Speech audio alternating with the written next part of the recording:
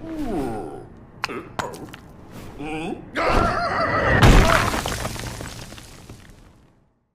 is up, everybody? It is Justin, aka Justin Tendo here, and finally, after it actually hasn't been that long, but it feels like it's been a long time, holding on to the spoilers and the forbidden knowledge that a lot of us have, and finally, I'm going to talk about it, and I am here with BossDoor. How you doing, man? I've been doing good. Especially today's been pretty chill. So, what's up with you? That's good. Not much. Just obviously, I finished the story of Bananza like three days ago, 4 days by the time this video goes up.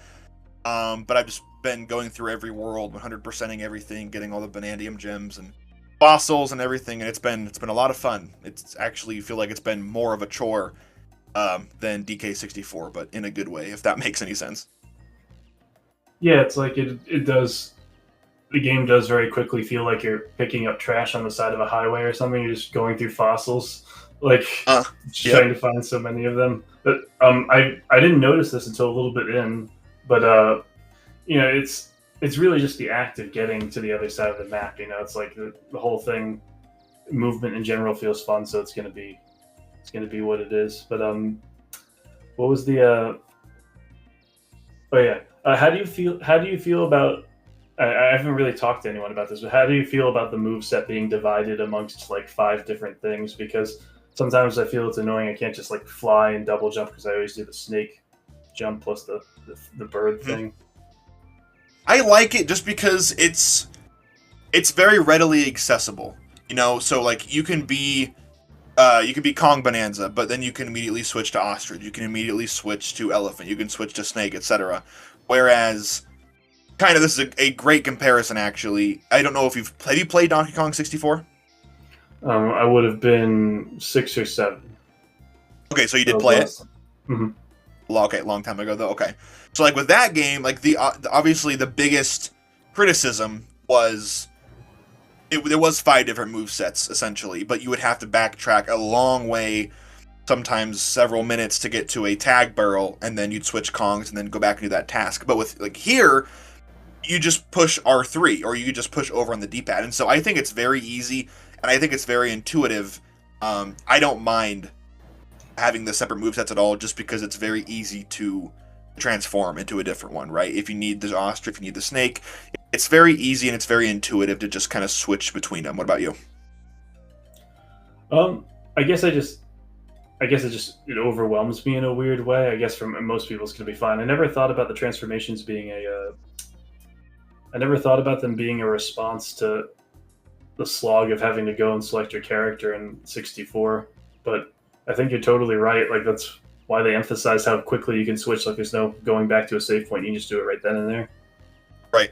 And that could be 100% coincidence. Like, it very well could have not even thought about DK61 when they did that. But I don't know. There's 5 Bananzas. There's 5 Kongs. It seems a little too on the nose, but who knows? I appreciate the marketing, keeping the elephant and snake forms a secret. Oh, same. Because, like, remember when you're filling out that skill tree and then you see there's, like, 2 other rows at the end, you're like, yep. What could those be for if not other animal forms? Marketing in general, I thought. I mean, obviously, they kept a lot out of the marketing. This was a concern I had when I first started up, or first saw the trailer for Bananza. I was like, this seems like it could this really carry a whole game? It seems like it could get old quick, and right as it's getting old, that's when you unlock the elephant, I think, and it just makes you love everything again. Just how quickly you can level these stages now. Fair. Yes, the elephant. That's actually my favorite Bananza, and just the being able to suck everything up and just level an entire area of the world in minutes. I never thought it was getting old. Even now, going through and 100%ing each of the worlds, I don't think it ever got old, but I do think, like what you said, adding in the elephant and being able to use whatever material around you to, you could suck it up and you can throw it, you can do this, you can do that. Mm-hmm. I think that was a really great way to kind of refresh the game, because that changed everything. Like, you could go back and you're like, wow, is there any banana now that I can't find? Because if I don't know where it is, I'll just inhale the entire island, right? I'll just go through and I'll just level it all. It'll be there somewhere. So yeah, I think, and even now going through, I'm like, this really did, it changed how I look at the game, because I was very careful the first couple worlds, like the first playthrough of the story, but now I'm like, I could easily just level this entire area and not feel bad because I'll have the banana. You know, have to like because, and I don't think enough people talk about this, but I love the Bananzas, but they have this weird issue where they only let you listen to like 15% of the soundtrack because there's a song that plays for every Bonanza. So it doesn't matter what environment. You're not going to hear the environmental music if you're perpetually doing it. You're not going to hear the boss theme.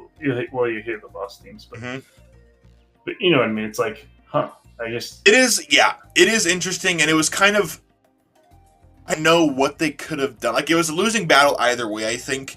Because I do agree. Like, when I'm fighting a certain villain, I'm like, I want to hear that music. Like, the Bonanza transformations, the music is great, but I want to hear the other music sometimes.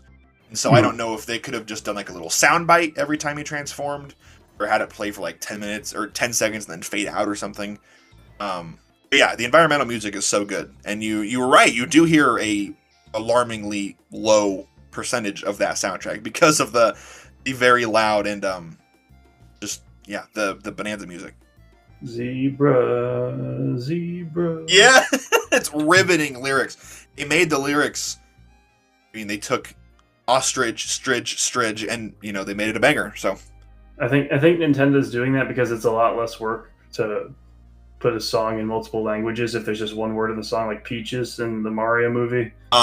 Because of Peaches and Zebra, it's like, okay, we don't feel like giving this to 11 different localization teams and having them reword it in a way that's good. It's just one word. It's not much work. And I actually read, or maybe I heard in a video or something, but like as Pauline is singing, all the other words that aren't ostrich or elephant or whatever is actually just gibberish. Like, I assumed that it was Japanese, but I saw several places that it's just nonsense. Like, she's not saying anything. I don't know the validity of that, but I can 100% see it because I just assumed it was Japanese. But people were saying that, and that could 100% credit your theory that it makes it easier. You don't have to translate gibberish, right? And so, I mean, I could see it. It sounds good regardless. I've heard that the bosses really don't get interesting in Bonanza until later on, and I think Skill Up said this in his video, but I have to agree that when you're playing co-op, it just becomes so easy. It's like, if you're playing with a little brother or something, that's one thing. I'm sure they'll have fun, but it's going to make everything an absolute joke. Like, the game's not going to give you much pushback at all. Yeah, I haven't played co-op. I've actually never even played co-op in Odyssey, but I heard in M Swizzle's video, and I also just saw gameplay, and I'm like, the first several bosses of the game are just very, very easy. And I'm like, I can only imagine how easy it would be with Pauline screaming these words and damaging from there too. Like, the first Grumpy Kong fight would have lasted like what, 8? It only lasted like 20 seconds initially, so would it be like 5 seconds with Pauline? I think this was the thing that made Odyssey really fun, and it's also the thing that makes Bonanza really fun. But when you're an older player, you can do those more complex jump sequences. You're able to just skip stuff that most players would have to do. And that's like kind of, a reward. Like, maybe you can do a 180 jump to the top of that cliff instead of jumping off 3 blocks to get there. Bonanza has some of that for sure, but like, it's fun when it feels like you're cheating a bit, But I feel like Bonanza tries too hard to have players have that feeling, so they shrink everything down. Like, how many times have you trivialized the whole platforming segment because you can just do the bird form over it or whatever? Yes, that is true. I think they did make them a little too good. There were so many there were so many times where it's like, I know the game wants me to do something here, but I'm just going to do the snake jump and then switch to ostrich in the air and fly over there. Mm-hmm. I don't feel like figuring that out. And honestly, that's a really good point, because you have people who, like, you have like Donkey Kong 64 purists who are like, I will not use the Tag Anywhere mod. And if you don't know what that is, the Tag Anywhere mod, you can obviously only play it on emulators as far as I'm aware, and it just maps changing your Kong to the D-pad. You don't have to go back to a tag barrel. You can just change with the D-pad. And so, but there are also people who are like, wow, being able to tag anywhere really helped the flow of the game and made me like the game a lot more. Oh. And so I think it's the same way here, where there were certain parts where I'm like, wow, I definitely just skipped quite a bit of this, specifically in the canyon, like the second layer of the canyon world. I skipped a lot with Ostrich. But at the same time, I'm like, that makes my playthrough then more, how do I say, more fun, I guess. It makes it stand out more to me, because how many other people did it differently? How many people did it this way? How many people did it that way? And it kind of makes my journey, I guess, through this game just feel a little bit more individualized and just a little bit more personal. But yeah, you're 100% right. There are pretty large chunks and banana like gauntlets that you can completely skip just by turning into ostrich or snake or elephant or what have you.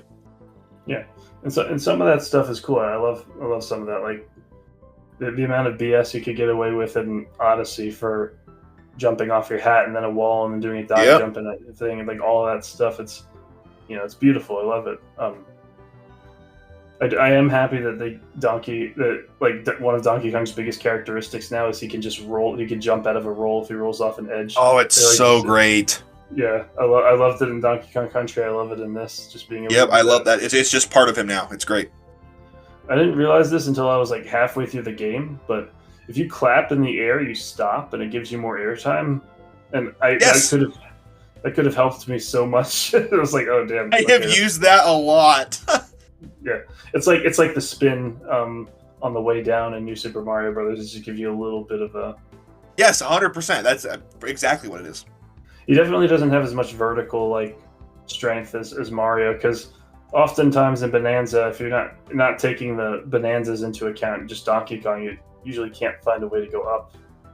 Right. I do like that he can climb, though. I think he has, to me at least, he was a little bit easier to control. I think, you know, Mario and Odyssey and Bananza are like a golden duo in gaming that will probably never ever be replicated. Just gaming at the highest degree of brilliance. But I do think that Donkey Kong does just control a little bit better, but that also can probably very much be attributed to the fact that you can literally just destroy anything. So, oh my gosh, there's a wall in my way. No worries, I'm just gonna destroy it. Obviously, you can't do that with Mario, so you have to be a lot more verticality, like you said. Yeah, two very different movesets, but very flawless games to me. And in a big way, I appreciate the angle they went with, where you could smash a bunch of stuff, because some of the stuff they did was neat. Like, it made me think so often we think about games in terms of jumping and how jumping interacts with everything. Well, now let's do that, except you're punching stuff. So there'll be like enemies that you have to punch chunks off of them before you can even damage them. It's interwoven so well into the whole thing. It's fantastic. And if you're like on top of an enemy and you have to push, you know, the button to hit down, sometimes if their hitbox is enough in front of you, you'll still punch them, so you don't have to hit down. It just feels like Donkey Kong is alive. And I saw a comment on one of my videos where the whole world feels alive. Like, this whole game is just bursting at the seams with personality. And the combat and the movement and everything is just interwoven perfectly with everything involved in moving this giant ape around. And I really don't think it could feel any better. Yeah, it's you can tell Nintendo like just had that. I feel like the best movement in 3D platformers feels like weird when you first try it, and then as you play it, you're like, oh, okay, that's why that works like that. Yep. Because I didn't fall in love with Super Mario Odyssey's physics like immediately. It was only after a time where I'm like, wow, Mario feels as light as a feather in this game, and he can just feels so beautiful. And then going, you know, Mario 64, God bless it for all it's done, but like, if you go back and play that after playing Odyssey, it's going to feel like you're controlling a truck instead of 100%, yeah. One thing I did find like strange was seeing all of Rare's designs for the other characters just next to the new Donkey Kong, like pretending like that's what he looks like this whole time. It's like you guys are committing erasure. I dig it. I think the design looks awesome. Diddy and Dixie definitely look a tiny bit different, but that's also just because it's a new generation, so they look a little more high def, I guess. Yeah, I dig it. Everyone brings up that they're trying to phase out Candy Kong, but Dixie literally brings up Candy Kong. She says, and Candy's got a bunch of billboards in a certain area at the end of the game. So, yeah. That's an awesome detail. I didn't know that. Oh, really? Lanky Kong has some. Tiny Kong, it's like Tiny Kong Bank or something. Candy Kong Music is what it's called, which is also her brand in DK64. So, most of the DK crew had references in that one particular world towards the end. Yeah. What a world it was. What a world it was indeed. Yeah, so I guess we can if you want to go to the big green elephant, King K. Rool is back in the game, and it's pretty awesome, and it feels like total fan fiction, and I loved everything about it. Like, there could be some critic on Rotten Tomatoes or whatever, like, that just goes, man, this story in this game made no sense. Like, at the last minute, the villain just completely switches, and there's no motivation established. It's just all fan service. I'd be like, you're absolutely right, and I completely disagree. So that was pretty awesome. Yep. So K. Rool is, for everyone if watching who didn't know, K. Rool is my favorite, probably my favorite gaming character ever. Definitely Nintendo. And I had it spoiled for me. I think 3 or 4 days before the game came out that he was back. But then that's when I cut off social media entirely. I didn't know when. I didn't know the circumstances. I didn't know, like, the context. So I was still flying pretty blind because I was already kind of assuming he was going to show up. Then he did. The best he's ever looked. He's huge. He's really huge. He's bigger than he's ever been. Obviously, he's in HD now, I think, for the first time, if I'm not wrong. And kind of like you said, it was fan service. Smash Brothers, I think. Oh, duh. I was literally playing Smash earlier. But yeah, the context in which he was introduced. So, I'm a huge film buff. I've watched like over 1,000 films in my life, and I have nothing wrong with fan service as long as it doesn't detract. It doesn't have to add a super ton to the story as long as it doesn't detract from the story. And this did not at all. I had a couple people that said, "Did you feel it was shoehorned in at all?" And I'm like, absolutely not. Like, it makes complete sense why he hasn't been in the game in 20 years. It makes complete sense that him and the Kremlings have been trapped down here all this time. It makes sense that he would be PO'd. And he's finally ready to get his revenge. He's been beat by Donkey Kong how many times, counting spinoffs. And so when he returned, and he's talking about his Kremlin crew, and you can hear Crocodile Cacophony, and you can hear Gangplank Galleon, and all of these pieces of music, I'm like, we are now living in a world, in a society where Nintendo themselves, not Rare, not another party, Nintendo is referencing K. Rool. They're referencing the Kremlings. They're referencing Gangplank Galleon. They're referencing all of these super, not niche, but very specific nails. They're hitting very specific nails on the head. I never thought Nintendo would do, because in my life, I have never lived through a mainline game, where K. Rool was the villain. That's just how it is. I think he might have been the villain in King of Swing or Jungle Climber or whatever that game was. Yeah. But in a mainline game, I have never lived through a game with K. Rool as the villain. Obviously, the original Donkey Kong Country trilogy, my favorite trilogy of all time, he's the main villain, but I wasn't alive. I was -7 when the first one came out. And so seeing him here and realize in a way that wasn't just tacked on, and it didn't discredit anything that Void Kong did either, because Void Kong was a good villain to me. I thought he was great. The whole Void Company had very good personalities. Grumpy Kong and Poppy, sorry I'm rambling, they had kind of redemption arcs, so I'm kind of excited to see what happens with them. But dude, and the whole ending with New Donk City, and and all the references with K. Rool's attack patterns, I couldn't believe it. I could not believe what I was seeing, and I still can't. Like, I watched someone reacting to the ending today, and I'm like, I still can't believe this is real. Like, first-party Nintendo acknowledged everything that came before, and it was unbelievable. Like we are about to be in an era of DK that we have never seen before. Yeah, and it occurs to me now that the same trick Bananza did to make K. Rool feel even more cool is the same reason God of War did the same thing as that. So basically, a good portion of God of War 2018 pretends that the prior games didn't exist and that this reboot is all there is. And then later on, he goes home and he like takes out the weapons from the first game or whatever. And it's that's so sick.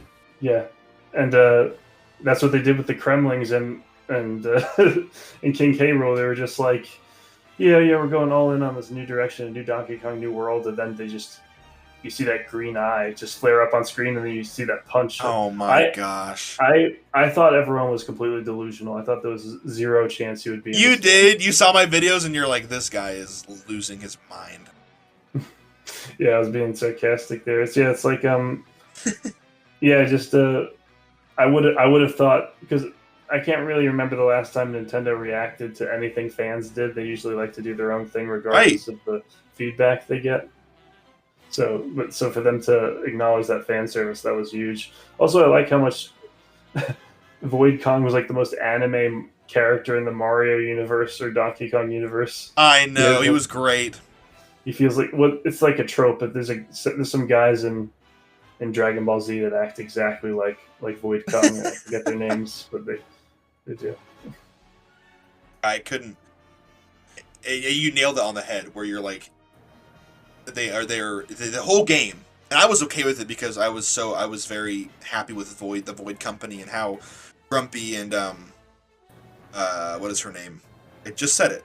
Grumpy Kong, Poppy Kong.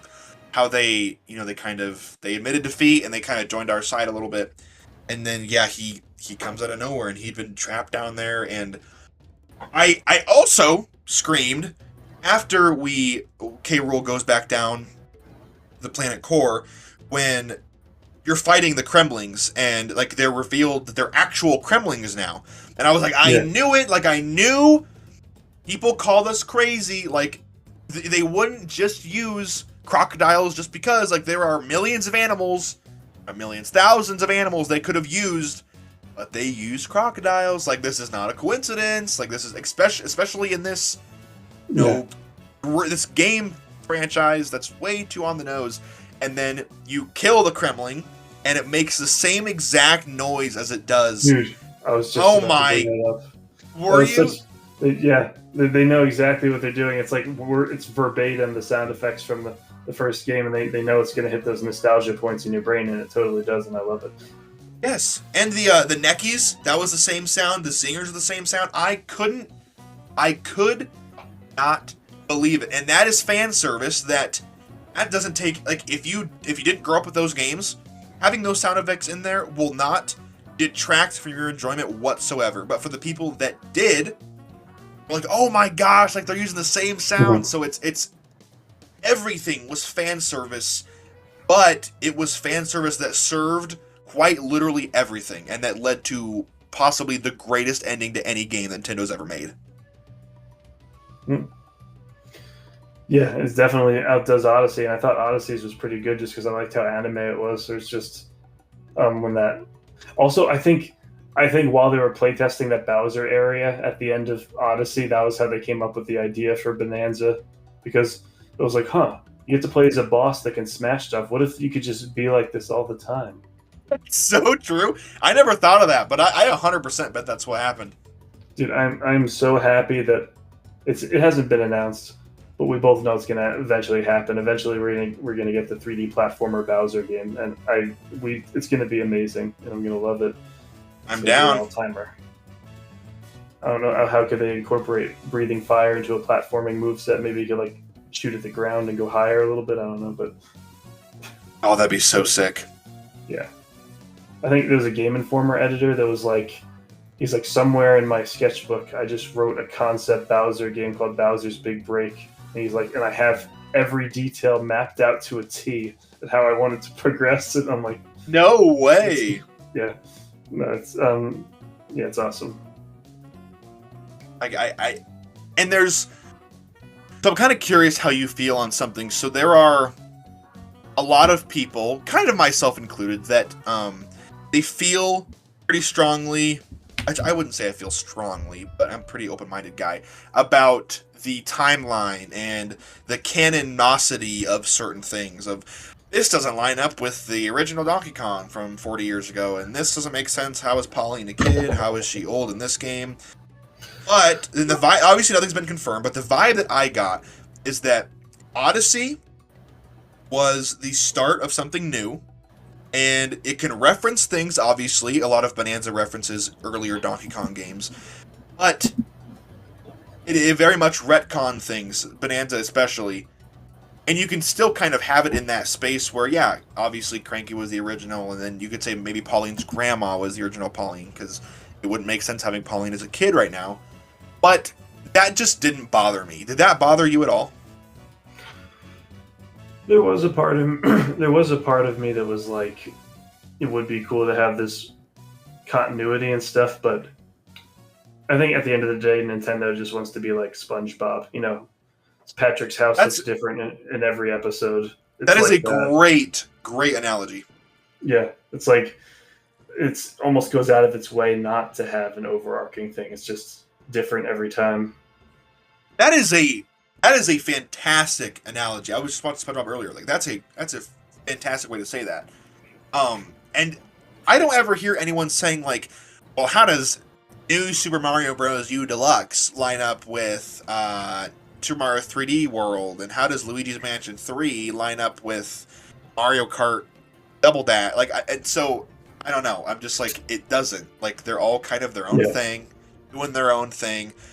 Bananza and Odyssey are obviously very much interconnected, but I'm just like, it is what it is, you know? Well, I think Nintendo, for the Zelda series at least, Nintendo is like backing out of the SpongeBob method of, they're backing out of the SpongeBob line of thinking, because they're like, oh, there's multiple timelines and they're all connected. Well, shut up. No, it's not. This makes no sense. It's like, oh, the timelines converge at Breath of the Wild. I'm like, what? No, there's no timelines. You're just saying what does that mean? The Zelda timeline's even more confusing. I tried learning it, and I'm like, bro, this is impossible. So I loved the Bramble Blast tribute level, and I loved the one that was kind of like Nostalgia Country or whatever it was called. Oh my gosh, yes. Those are great, but I know everyone calls it the Black Sheep, but I really would have liked, Donkey Kong Country 3 retro level also. Mm-hmm. I think you might have mentioned this in one of your videos, but it's like it's so clear they were inspired by Canadian beauty in the Donkey Kong Country 3. Yep. There's a very particular vibe to it that, like, it's a foresty game, but not quite. Like, it's its own brand of. It's I don't know. I love it. Every time I see it, it's like, I know the soundtrack isn't as good as the other games, but every time I see footage of Donkey Kong Country 3, I think that's an all-timer. I think it looks amazing. It's such a good game. It's so underrated. And I actually didn't even think about that. You're so right. That I wish, just in general, I wish we would have gotten more 2D segments. 2D and 3D platformers are tied for my favorite genre of game ever. And yeah, hearing Sticker Bush Symphony, it was like an emotional, I couldn't even put it into words. I'm like, wow. And it was a faithful, like, beautiful rendition of the music. Yeah. And it was fun, and obviously looked amazing. And Nostalgia Country, I saw a TikTok of someone that, they, right as you go into Nostalgia Country, you can jump up above the entrance and go into the treehouse. I didn't know that, and so I went back and I went in. I'm like, oh my gosh, like, this is the coolest game ever. Yeah, I did the double jump with the rock under me, and then I was like, okay, there's the house. It's so good. Yeah, the Donkey Kong Country 3 did get some love, though, because it uses the jetpack K-Rool uses the jetpack he had from 3. Yes, but it's probably more associated with Smash Brothers now, though. And there are some of the maps that had, like, the Northern Hemisphere kind of in the background, so that's kind of a nod as well. But yeah, I would have preferred more on-the-nose, kind of in-your-face references, because, there wasn't much. I do like how there's no part of the DK's history they don't call back to. There's, those like pigs that are save points and returns. Yes. They're fossils. Yeah, they're fossils. I thought that was so cool. I'm like, Like, wow. no, they died. Yep. Oh, guys. They're all dead. How many characters can safely say that they've had 2 triumphant returns, like within the span of a decade? So we get to see K. Rool finally come back and Smash, and then we get to finally see him come back in an actual Donkey Kong game. You're so right. Not Banjo and Kazooie, not Star Fox. There's so many franchises that I'm like, yeah. I mean, he's had 2. He's had 2, and one of them was a first party. Oh my gosh, I still can't believe it. I can't believe that he's back. I like how he explains his situation to us so kindly. He's like, "Yeah, I'm trapped down here with my Kremlin crew. I don't know where they're at. There's a bunch of knuckleheads, but I'm gonna go get the Bananium Gym now." And it's like, and he just spoke that line so we would know what's going on. But I just think, like, why is that in there? Yeah, I was freaking out and just seeing the words, and as when he leaves, he dives back down the sinkhole, and the objective is chase King K. Rool. I'm like, oh my gosh, like, is this the reality we're living in? Like, this is insane. I think some of King K. Rool's aura is lost when you think about what his voice sounded like in the Donkey Kong cartoon. He has like that really high pitched, like, evil, calculating villain voice. Yep, I'm glad they didn't go back to that. I thought he did a good job playing him, but yeah, I'm definitely glad they kind of we're gonna go in a different direction. Yeah, this was in the most serious we've ever seen K. Rool. Like, I'm glad they didn't go with the angle of, oh, Void Kong's really powerful, so King K. Rool and Donkey Kong have to team up. No, it's like K. Rool's back and he's evil. He's evil. Right. He's like, really, I'm okay. really yes, evil. I'm okay if they do that in the next game. But I'm glad that K. Rool got his entire final push right here was all aura farming, and it was all, I am this incredibly evil dude. Like, you thought Bowser was evil, you haven't seen nothing. It's like when it comes to rot, I rule. I'm rotten to the core. And oh my gosh, yes. And his eyes are like blue, blaring open. King of Rot. That sounds like a Dark Souls boss. That's exactly. Yep. That is exactly what my friend's a huge Dark Souls fan. Elden Ring, especially. Elden Ring is like his favorite game ever. And he said that he watched my latest video and he got super hyped about the ending. He doesn't have a Switch 2. He's like not super huge in Nintendo. But he's like, that ending was unbelievable. And he's like, King of Rot? Like, what an amazing name. It is completely not something Nintendo would do. Like, oh, and his design. King of Rot. So good. Yeah, I will. When that amiibo comes out, I will buy it. Oh, 100%. I saw that they put the King K. Rool amiibo in the Donkey Kong Bonanza Direct. Yes, they did. They brought it up, and I was like, yep. Is this just because, like, the hints were very subtle? Do you think that was them, like, intentionally hinting at it? Yes. Or? I said it in my video, and I had several people that are like, Justin, they're only putting it in there because it's Donkey Kong themed. That does not mean that he's going to be in the game at all. And I'm like, we'll see. Like, if he's not in the game, I'll eat my words. And obviously he was in the game, so all the people that thought I was crazy can... I was alone in the guest room when I was like, and then the K. Rool moment happened where you see his eye twitch and he punches Void Kong, and I out loud, like, insanely loudly, I just like said, "No way!" Like, it didn't even occur to me to say it, to think that instead of say it. It just escaped my mouth. It was like, oh my god! Like, I wasn't even like always a King K. Rool. Like, I wasn't crazy about him or anything, but when people requested him to be in Smash Brothers, I was like, okay, he is actually kind of cool. He's awesome. Favorite character. My goat.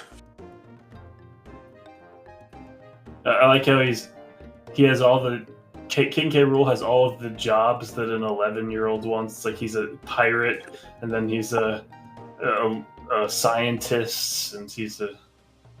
It's so funny. He's a king. Yeah, he's a pirate. It's so funny. A King of Rot. But did Kiddy Kong show up as a fossil? I wish. No, that would have made a lot of people happy. I mean, can you imagine if they let us do a King K. Rool Bonanza form where you basically get to play as him? Oh my gosh. That would be insane. I'd go feral.